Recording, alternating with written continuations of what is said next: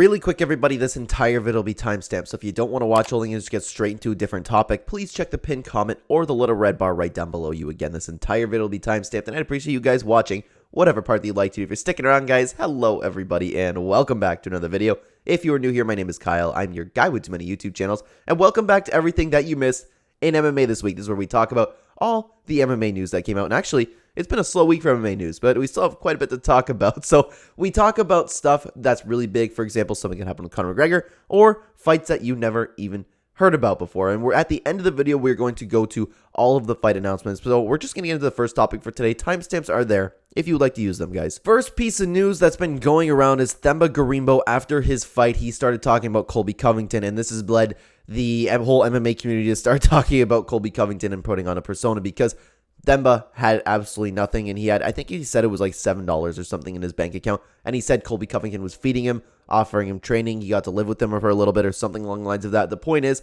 Themba Gorimbo was in a horrible place, and Colby Covington was taking care of him, and the whole UFC community was kind of like barking back and forth, where it's like, some people were like, oh my god, this doesn't mean Colby's a nice guy, anybody could do that for somebody, and some people are like, see, Colby actually is a nice guy, and that's just been a little bit of a talk back and forth, which I'm on team Colby's a great guy. I'm on team performance, and if you can't see what Colby Covington does is a performance, that's a little bit of an issue. Next up, the drama between Dana White and Francis Ngannou continues. So Dana White at a press conference said, and he started going into Francis Ngannou and was like, I don't understand the PFL deal. This doesn't make any sense. Talking, just kind of like crapping all over it. And then Francis Ngannou ended up tweeting out, what's your problem with me? Now everybody was... Of course, again, the MMA community dives into this, and some people are on Dana White's side, some people are on Francis Ngannou's side. It's like, why does Dana White have to crap all over this deal? And other people were like, oh my god, Francis, just do your thing, let it go, you know what I mean? So, I don't know what to say to it anymore. I was initially on the side of Francis Ngannou. This is a horrible, horrible idea, but then again, he actually got an insane deal for himself. I still don't think that is a good deal for the PFL. But hey, Francis Ngannou's set, so that's the end of it in my opinion. Moving on, Dana White said that he is looking into making a rematch between Alexa Grasso and Valentina Shevchenko. Valentina definitely does deserve a rematch for the title, so this is not surprising at all. Valentina didn't look like herself in her last fight. She was still winning the fight, and you could argue that she just made a mistake. But I might lean towards Alexa Grasso to win this. Plus, when champions lose their belt, it is more likely that the people who took the belt from him will win the rematch. And I started paying attention to that ever since one of you commented on my videos. I was like, oh my god, that's so true. Every once in a while, you'll see the champion take the title back, but it doesn't usually happen, which is wild. So I'd be looking forward to that. That is a WMMA fight that I would actually really like to see. Next up, we have some Aljamain Sterling beef with Dana White. Now, Aljamain Sterling, of course, he's justified in the way he feels, but he's not helping it for himself, because all of a sudden we saw Aljamain Sterling tweet something along the lines of, I'm one phone call away, boss, and why do they want me to fight so soon? They want Sean O'Malley to win. That's the gist of what Aljamain Sterling was saying. And he's publicly just going out there and not hating on the UFC, but like biting at him a little bit. I get it. I get what he's doing, and he's justified for doing it. But I don't think that's going to help his case.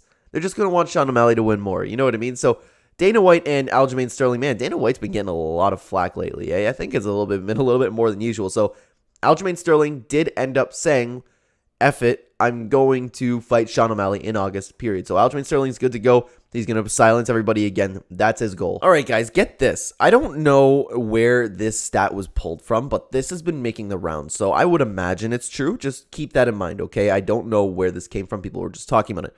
The UFC came out with a revenue in 2022. It has been more than all other MMA and boxing promotions combined. They made a profit $387 million. That is insane. And it is so nice to see the UFC doing so well. But the problem with that is everybody has turned this into a fighter pay debate.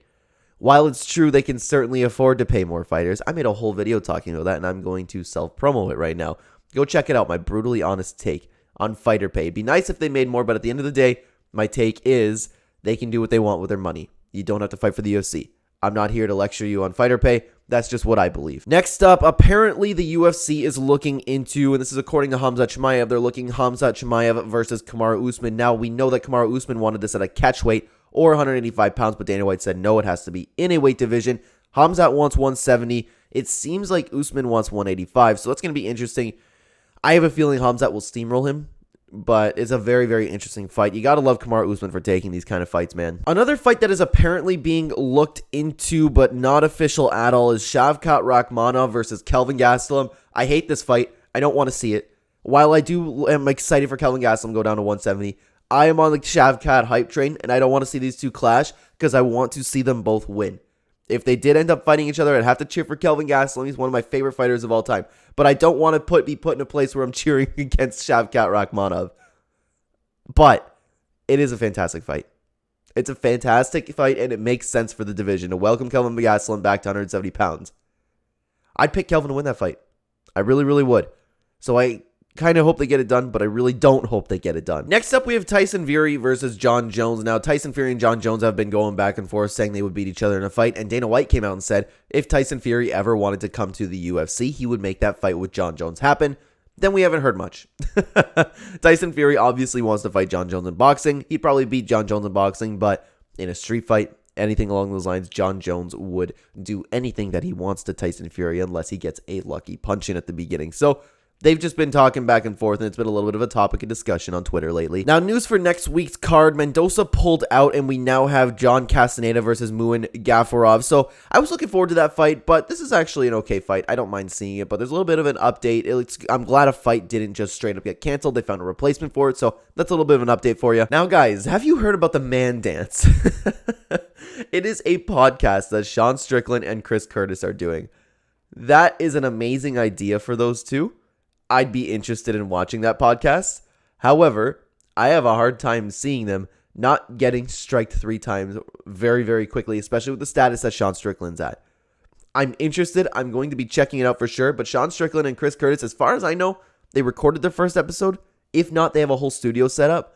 I'm excited for it, man. I'm excited to see the clips that come from that. Last piece of news before we get into the fight announcements. Henry Cejudo now wants to be a backup fighter for Sean O'Malley and Aljamain Sterling, and he also wants to just straight up fight Sean O'Malley because he's put out a video saying that Dana White is having problems with Aljamain Sterling. If you're having problems, just ignore him and throw me in there. And that's honestly kind of smart. If Henry Cejudo still wants to fight, then he doesn't want to fight Merab. That's the quickest way back to the title is beat Sean O'Malley. And I feel like Sean O'Malley would piece him up.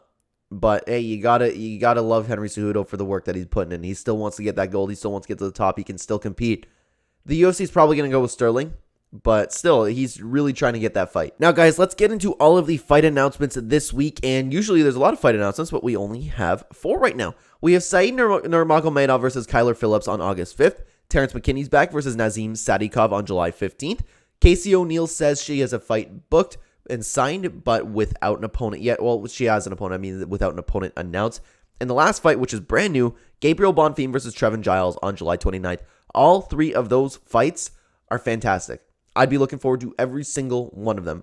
I'm particularly excited to see Terrence McKinney come back to see how he's going to look. But yeah, those are all the fights announcements right now. And I feel like moving forward with these videos, instead of just having them each for their own topic, at the end of these videos, I'm just going to throw all the fight announcements into one section for you. And that's going to do it for the news, guys. Fights to watch this weekend. We have Fury. If you're very interested in grappling, I'm certainly going to be watching it on Saturday, as well as LFA. If you know the channel, if you know me, I love watching LFA. I'm trying to learn all those fighters. I want to get into breaking down those cards one day, but I'm not nearly as knowledgeable on the LFA fighters as I am the UFC fighters, just some fighters in particular that I'm very high on.